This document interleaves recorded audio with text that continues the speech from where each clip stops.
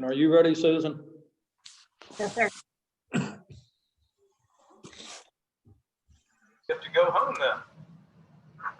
Good to go now? Okay, we are ready. Very good. Welcome, everybody. I'd like to call the July 14th, 2020 Orange County Board of Supervisors meeting to order. And being that Mr. White has the official flag, if everyone would join in the Pledge of Allegiance. I pledge allegiance To the flag I pledge of the allegiance United to States the of flag America and to the republic for which it stands, one nation, under God, indivisible, with liberty and justice for all. We're getting pretty good at this, gentlemen. All right, Mr. Johnson, if you would go ahead and start with where you're coming to us from. I am coming to you from my home at 13451 Albano Road, Barbersville, Virginia. Very good. Mr. White. I'm coming to you from my home at 22373 Berry Run Road, Orange, Virginia. Mr. Goodwin. I am at 11464 Rapidan Road, Orange, Virginia. Mr. Frame. I'm at 103 Woodland Trail, Locust Grove, Virginia, at my home. And I am at the Orange County Airport in Orange, Virginia. All right. With all of that being done, our agenda, we do have one deletion on it, and that would be under the consent agenda, item G, the June 23rd regular meeting minutes. And unless there's any other changes, I would entertain motion. Addition under new business 5C, Madison Development.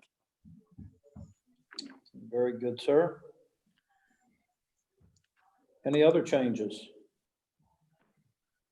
Move to approve as modified.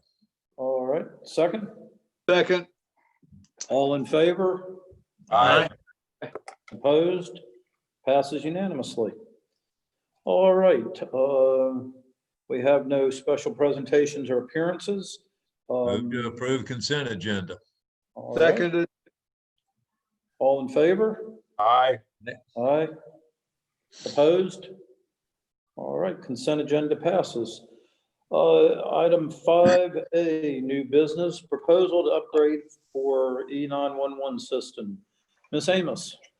Good evening, everyone. In front of you, we have a memo to upgrade E911 system for next gen 911 connectivity. Currently, the county holds a contract with Carousel Industries for our Vista Palace E911 system. However, to allow for next gen 911 connectivity, the system will need to be upgraded. As such, Carousel Industries has provided the following proposal to upgrade the system. The Vista Palace upgrade and SMS deployment is $191,127.74. The Vista Palace connectivity to emergency services network is $15,691.67, totaling the project at $206,819.41. Funding for this project has been budgeted in the CIP under the communications equipment line item, ending in project number C1149. The state will reimburse the county $150,000 with grant funding once the upgrade has been purchased. Reimbursement could take up to 6 weeks or longer due to VITA transitioning into VDM. At this point, staff recommends approving the proposal from Carousel Industries to update the Vista Palace E911 system through an addendum to the contract. All right, any questions or comments? Amanda? Okay, the second? Second. All right, Amanda, I do have one question. Is this going to transition into our new communication system, or is this a stopgap type of an issue? Chris, can you help with that one? It is not a stopgap solution. It will be the version we're on on now is not compatible with next gen 911. So this will get us in compliance with the state whenever they get to us and hooking up the EZNet. Okay, any idea when we'll be hooking up to it? No, we are now on the phase 2 allotment. To give you an example of how far they're behind, Fairfax was the first. They were originally scheduled to go live in January. They just went live in June. And they're the only one so far. Fauquier County is supposed to be next, and it's just a few weeks out from what I understand. But as far as a definitive timeline, the 911 Services Board or AT&T can't give me an actual date. Okay, all right, very good. We have a first and a second. If there's no other questions, all in favor? Aye. Aye. Opposed? Passes unanimously. All right, thank you very much, Amanda and Chris. Thank you. All right, 5B is the health and dental and optional insurance renewals.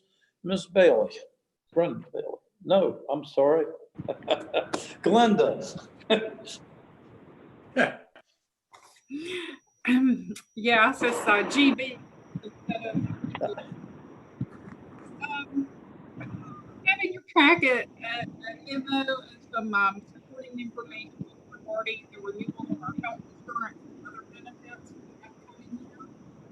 I think the major thing is that for our health insurance, we're working with Mark 3, who is our new health insurance consultant. Hey, Glenda. I don't know if, I believe it's probably your system. You're going in and out. Oh, I'm sorry. I'm on wireless. Can you hear me now? Yes and no. Could you possibly just go to a voice instead of video as well? That might help. Sure. How about now? Much better. Okay. We are working with Mark 3, who's our new insurance consultant. They're taking over from One Digital. And in looking at the financial status of our health insurance fund, they recommend that we make no changes in our rate structure for health insurance or dental for the upcoming year. We would still have the 3 plans available. However, for the PPO plan, we would only allow those who currently have it to renew. And as the board knows, we have been working for the last several years to kind of encourage people to move from that to one of the other 2 plans because they're more cost effective. But people who are currently on it could continue to get it. And Keith Thomas with Mark 3 is on the call, and he has a presentation. And after the presentation, feel free to ask any questions. I've included some information on financial estimates for how we're going to end FY20 in the health insurance fund, but I'd be happy to answer the questions about that too. All right, very good. Good evening, everyone. This is Heath Thomas with Mark 3. I hope everyone can hear me. Yep, sure can, sir. Excellent. So in looking at the health plan this year, you should have a presentation in front of you that will go through what we did in our analysis of the plan and to bring us to the point that we are today. And I think the big takeaways, Glenda already mentioned, keeping the funding flat in a time like the COVID crisis, as we're having these virtual board meetings, that's a great thing to be able to pass along to the employees. And it's a great thing that the claims have been stabilized. So on slide 2 of the presentation, we feel that the budget expectation for going into 2020, 2021 is certainly positive. The initial renewal estimate was no funding change, and our findings support that. The way that Anthem is doing the stop loss coverage has changed in the last 12 or so months, and they are looking forward much more aggressively as opposed to looking in the past in the group for the stop loss renewal. So because of that, they're dragging their feet a little bit on that renewal process. We received the first renewal in April with a substantial increase in rates, and then we went to market for the stop loss plan and were able to bring that down slightly. So on slide 3, this shows where we currently are with our $150,000 specific stop loss and 125% of the aggregate. And the overall increase to the administration fees is 24%. The not firm increase was 24, and then they came back at 59 because there was a transplant concern in the group. So with that in mind, when we shopped it, we did find that that increase was justified and that the 78.16 rate for stop loss is competitive on the open market. Slide 4 shows a breakdown by month for number of subscribers, the claims in both medical and pharmacy, and then the combined claims and averages. And you can see that right now we're at about a 98% internal trend, which again shows that we should be keeping the funding flat for the upcoming year. We will have to wait and see what impact COVID has had on the claims.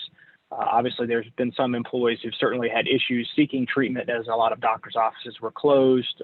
There's been surgeries that have been had to postpone because of COVID, and some of those claims may come down in the next few months. So as we get more data, we'll be able to closer project what the plan will look like for 2021 and forward.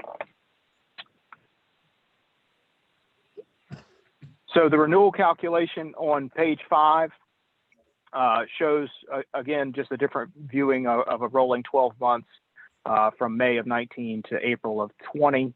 We're just now starting to be able to pull the claims from May as the stop loss credits are being given from Anthem. And we look at a projected rate increase, total rate percentage of 99.16. So we're very close on the estimated cost for 2021 based on current funding. And again, we would recommend no increased cost from a funding side from the county. Slide 6, just a general overview. Again, no funding change, which I think in this environment is an excellent situation. We would recommend to keep the current level of $150,000 for the pooling. As Glenda mentioned, grandfathering the Key Care plan moving forward in 2021. In regards to a cost, that certainly is the highest cost plan. In Virginia, the Health Keepers Network, which is the other network that the plans are based on currently, is an excellent network. And so this plan is definitely costing the county slightly more for that additional access, and that's both for employees and for the county.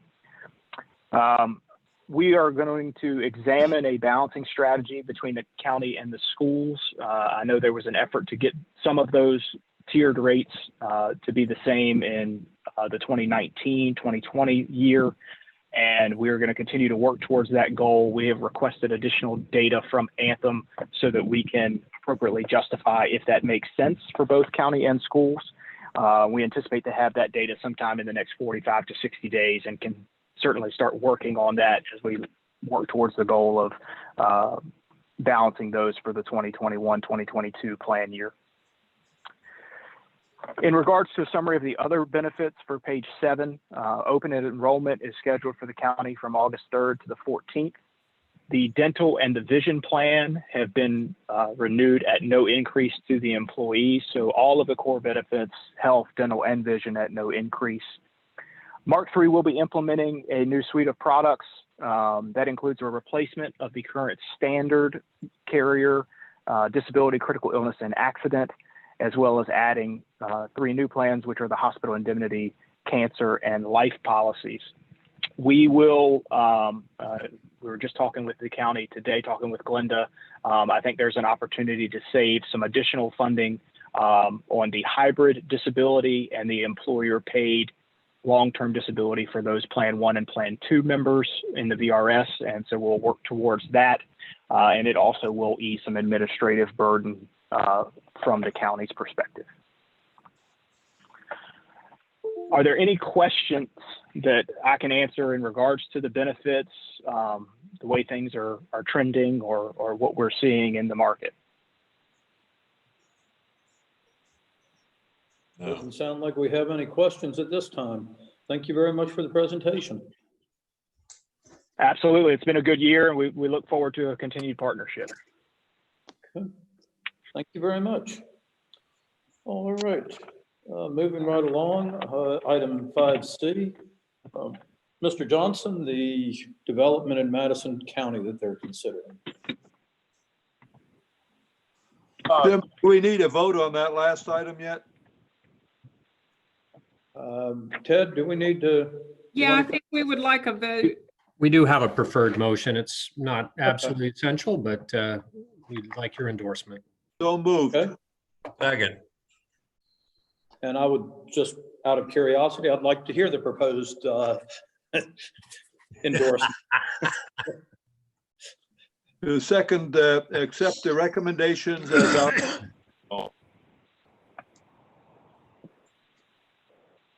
I missed that, Mr. Frame. That's what I said, yeah. Okay, Glenda, could you please give us what you all would like to have as the motion? We would just like the board to accept the recommendations as outlined in the memo. Okay. All right, very good. First and a second on that again, please. Do you feel like you're on that Progressive commercial? Yes, I do. Motion. Okay. All right, all in favor? Aye. Aye. Opposed? Passes unanimously. Now, the development in Madison County, Mr. Johnson. Yes, Mr. Chairman. Some of you have probably heard about a major development that is planned for the area just over the Rapidan River from Orange County, and approximately 2.5 miles from the brand new circle that's being built at Somerset, where 231 and Route 20 cross. I just recently became aware of this. This is the developments entirely in Madison County. They were apparently going to vote on it a few weeks ago, and then found out that they had not taken care of all of their notifications, one of which was to the Orange County Board of Supervisors. So they postponed the hearing. I believe their planning commission is scheduled to address this tomorrow evening, and the Board of Supervisors on August 5th, I believe. That's the latest that I've heard.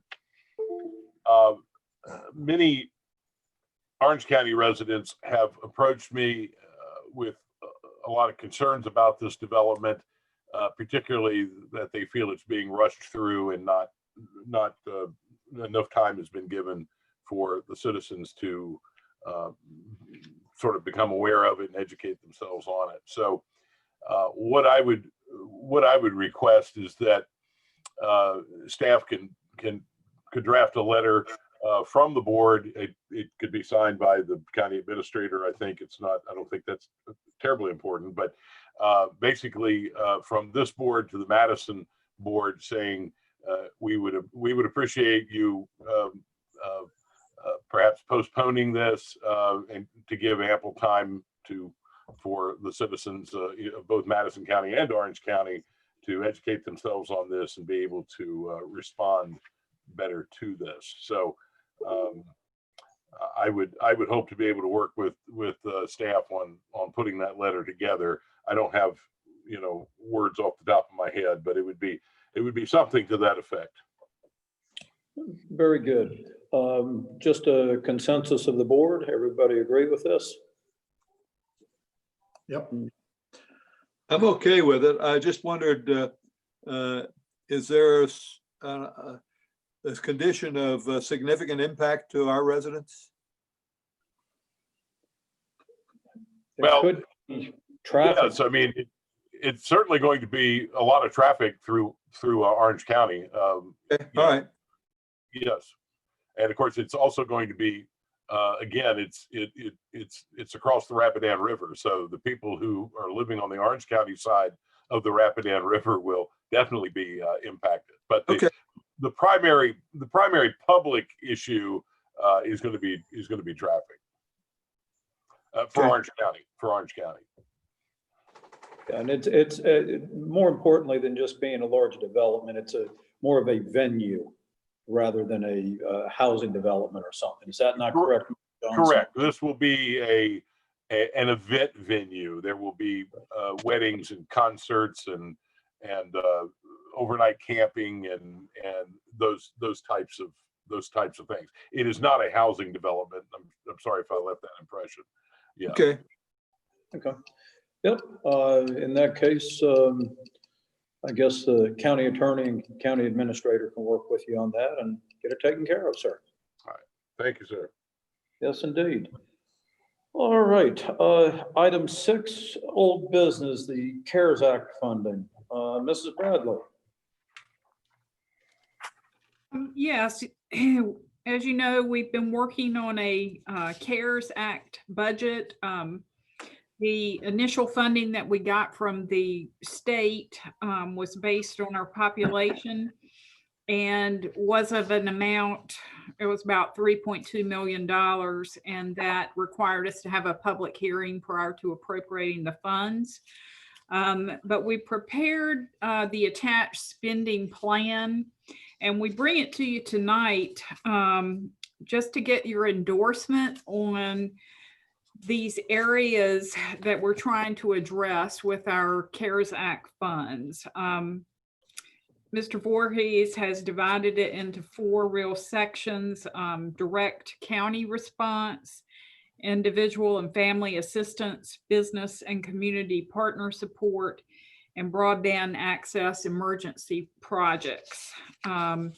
So we have the direct county support, of course, includes all the things that we have spent and expect to spend before December 30th on cleaning supplies and additional cleaning personnel and PPE and that sort of thing directly for the county.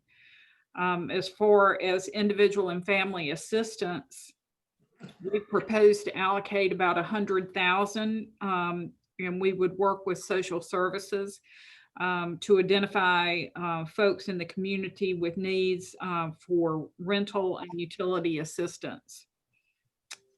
Business and community partner support, we would like to partner with a group called the Community Investment Collaborative, CIC, Charlottesville. They would help us construct grant programs for small businesses, both for-profit and nonprofit businesses, who could go through them and apply for the grants that would be our criteria in order to get assistance. And this group is currently working with several other localities. I believe Culpeper and Fluvanna are currently using them to administer some of the same type of grants. We've also included a number of community partners, such as the volunteer fire departments and other groups that we normally have given contributions to in our external entity funding process. We selected the ones that we could easily imagine could be affected by this COVID crisis. And we've also left a contingency there in case we get other requests.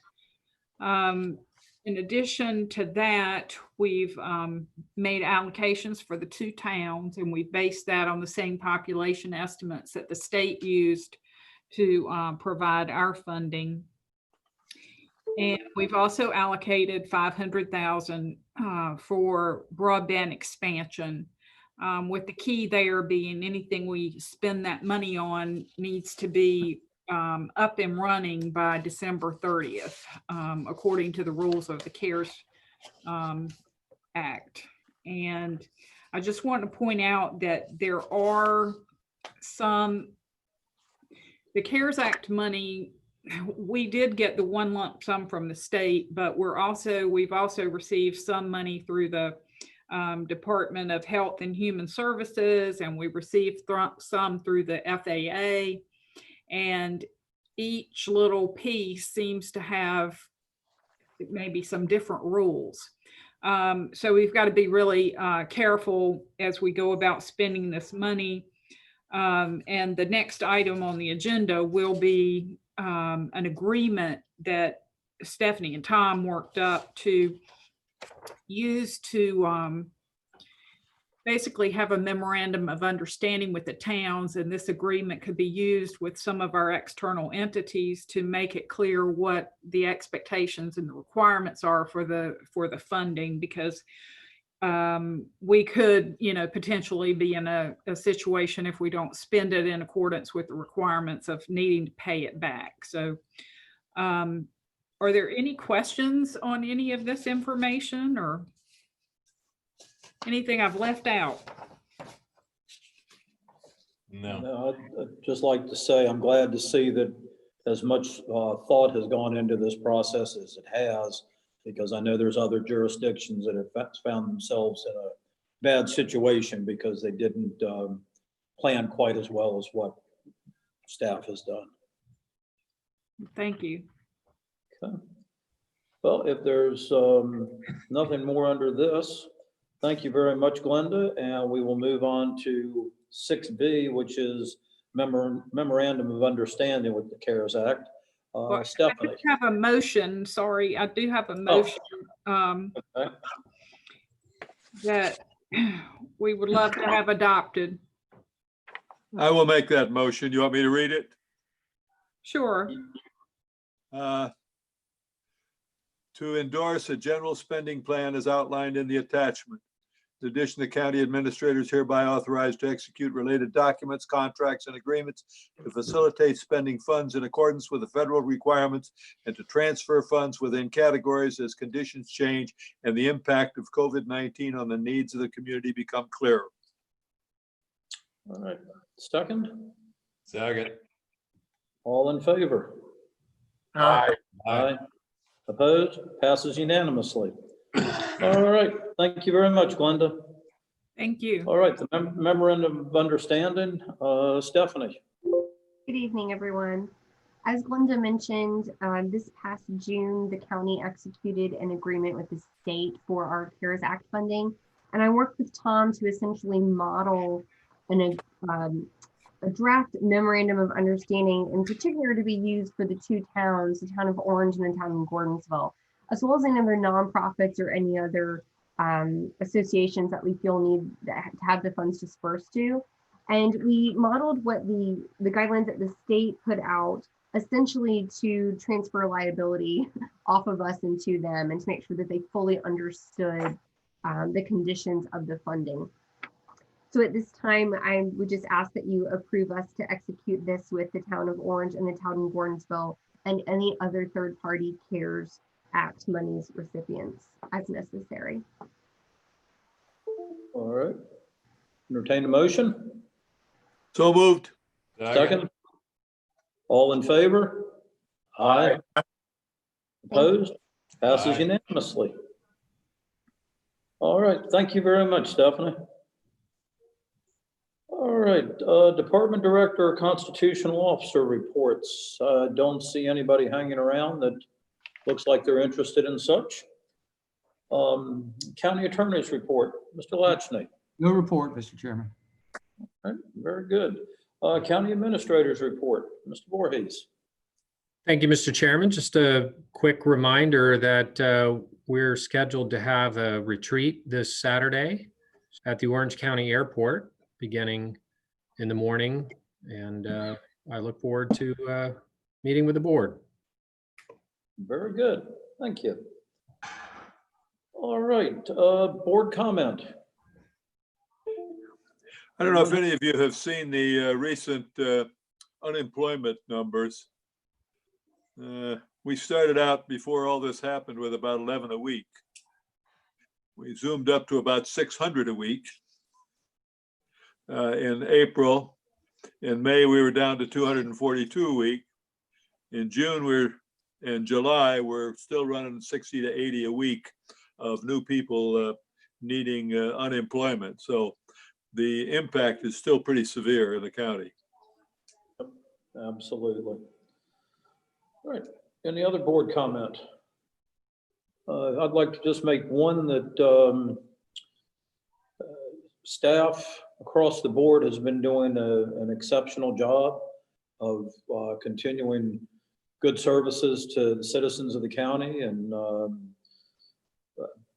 putting up in some cases with some unreasonable individuals.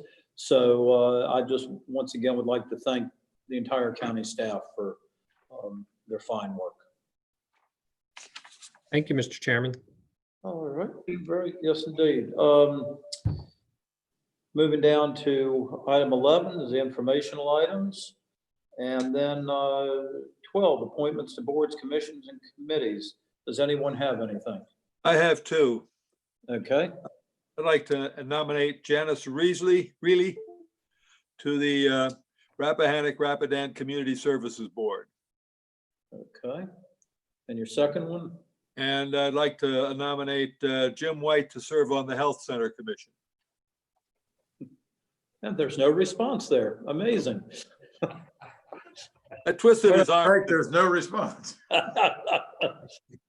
All right, are there any others? All in favor? Aye. Aye. Aye. Mr. White, I heard nothing. That's because I abstained. All right, passes with one abstention. All right, calendar. Don't believe, do we have anything we need to add on our calendar for public hearings? Don't believe so. Okay, very good. With all of that being said, we will recess until 6 p.m., at which time we will have our public hearing. See everybody in a short while. See you then. Yep.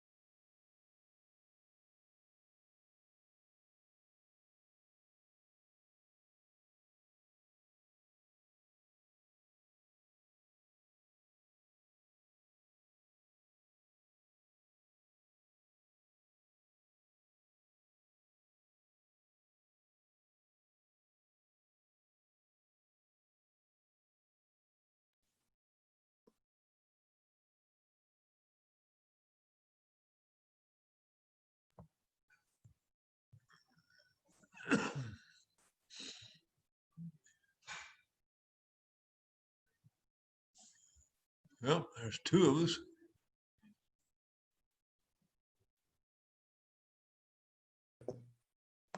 I'm here.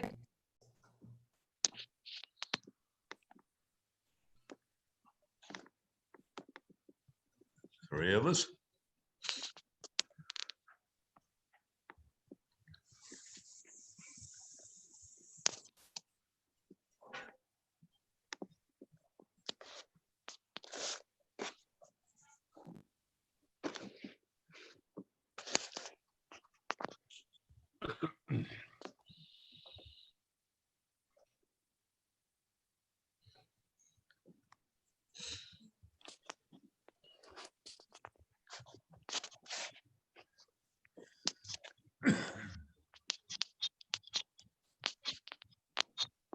I don't think I've ever seen any resolution with this many whereases.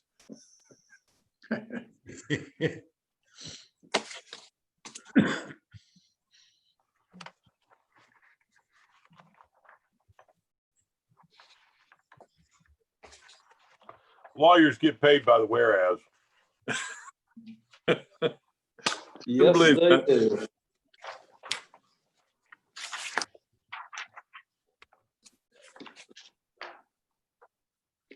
Oh, Hey, I just want to take offense at that. I resemble that remark. man. A very good resemblance too, sir. Although I can blame my paralegal Linda Wall for all that language. You notice he didn't deny it. He just took offense. That's right. The lawyers did used to get paid by the word. That's where all that started from. Oh,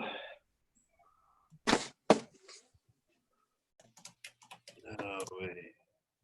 And real quick, Tom, I believe if they're needed, they'll be available at the next board meeting at the very beginning.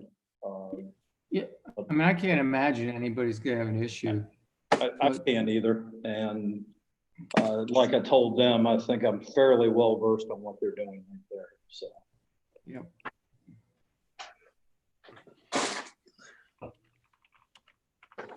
Well, if you think it'll be no problem, there will be.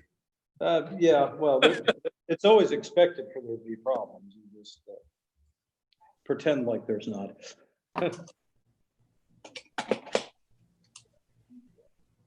Susan, I want you to know that I'm jealous.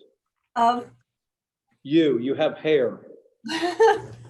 Mr. White and I are envious. Mr. White's like, no, I'm good. I'm good. No, if you ask her how much time she has to take care of it, True. you might not be. You guys could get wigs just like Susan's got there. I mean, you know. I'm not saying Susan's wearing a wig. Now I hear that backup alarm going. I got it cut yesterday. There was a whole bunch of it on the floor. I could have saved it. Hey, there you go. See? Yep, absolutely. Little Elmer's glue and you'd be in business. That's right. Yeah, Tom, you get a lawyer jokes about whereases. Think of the ball jokes that are floating around. Yes. I see Mr. Johnson just chuckling away over there. I saw that. Oh, hey, I have to put up with blonde jokes. Yep. All right. Andrew, are you back? Yes, sir. We are ready to go. Okay. In that case, Orange County Board of Supervisors will come out of recess. And at this time, we will address item 14, which is a public hearing. It is a proposed vacation of a portion of Whedon Road, Brom Road, and Wilderness Shores Way. Mr. Latchney, would you like to take this over, sir? Sure, Mr. Chairman. What you have before you, and I'll explain in a minute why it's so long, is a request by the developers in Wilderness Shores. There's some roads, and I use the word in its broadest sense. There's some goat paths that date back, I think, to the 20s and 30s, but that are technically still of record in there. And they've got houses built all around them and paved roads cutting across them. And so what they're trying to do is eliminate these official of record goat paths. The reason it has so many whereas clauses is, well, my paralegal drew it and she's unbelievably thorough. But what we wanted to do is make sure that we clearly delineate, clearly identify the history of these things and exactly what's happening. And so we went to a lot of great lengths to make sure that we laid out in specific detail. So if anybody, really, if somebody 30 years from now tries to figure out what this Board of Supervisors did, they can follow that right on down and get a clear picture of how we eliminated the goat paths, what happened to that land, and where we stand today. So with that, I'll answer any questions. Okay, just. We're not eliminating all goat paths, just these specific ones. These specific ones, yes. Well, we've already eliminated, this is our second go round. We've already done this once in Wilderness Shores and eliminated some goat paths. Yeah, it's actually what the original developer should have done, but did not do. And it has caused issues ever since. So this is purely cleaning up a mess that is a mess. Correct. All right. And as I was going to say is Tim Hall, the representative for Tri-Cord, will be available at our next meeting should anyone have any questions of him. All right, if there's no further board discussion, I will open the public hearing and make this announcement. Because this meeting is being conducted remotely, there's no opportunity for physical public access to the meeting and no opportunity for public comment. However, all interested persons are invited to submit written comments for the board's consideration. Written comments may be submitted by mail. Attention, Susan Turner, P.O. Box 111, Orange, Virginia 22960, or by email to sturner@orangecountyva.gov and must be received by 5 p.m. on Monday, July 27th, 2020. The board intends to close the public hearing and consider this matter at its regular meeting on Tuesday, July 28th, 2020, after receiving any written comments. All written comments will be read during the meeting on July 28th, 2020, and entered into the meeting minutes. With that being said, I would entertain one more motion for the evening, gentlemen. Move to adjourn. Second? Second.